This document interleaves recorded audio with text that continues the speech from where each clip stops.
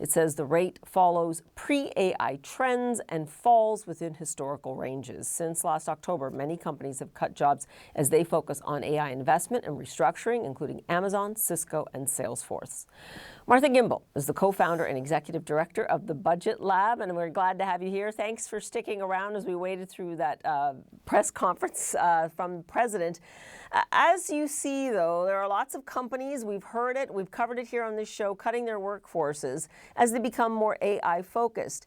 You're seeing something there that really indicates there is not going to be a severe disruption. What explains that? It is only because it's looking in the rearview mirror? Do you expect more to come?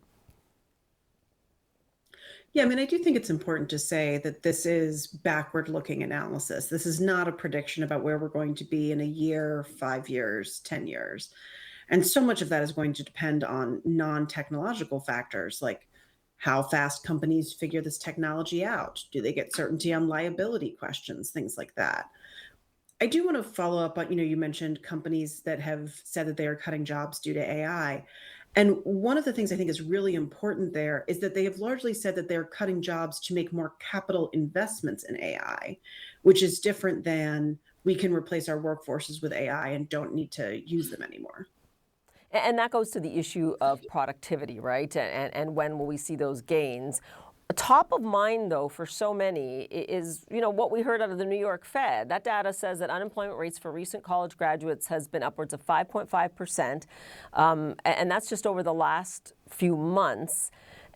The timing certainly aligns with all of these AI headlines that we were getting. Is there any evidence there that entry-level jobs, though, are being cut?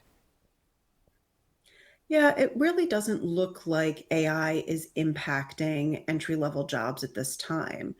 Um, there's evidence, for instance, from the Economic Innovation Group that the labor market is bad for young workers, but for both those with a college degree and without, which suggests that whatever's going on is not AI. I think what makes it particularly hard is, frankly, economists don't have a good explanation for what's happening with young workers right now. We've ruled a bunch of things out, but we haven't explained it. And so, I graduated in 2009, and that was a bad labor market, but I knew why. And so I think it's very frustrating for young people where there isn't an explanation for why it's harder to find a job than it used to be. Yeah, and as you said, there's no one that seems to be able to pull the curtain back from that. And the indication is really in the fact of when you look at the statistics themselves. I mean, even Kevin Warsh was really signaling that the data may not be all it's cracked up to be, and we'll see what the Fed can do about that going forward. I am wondering, though, and I know you hate to make predictions here, but when you look at what is happening and what you guys study, do you believe we are in for a disruption one way or the other? I think we're almost certainly going to see technological displacement due to this technology. The question is how fast and how broad. I think one of the things that people like me really worry about is that, frankly, we in this country and in many countries are not good at handling that kind of disruption.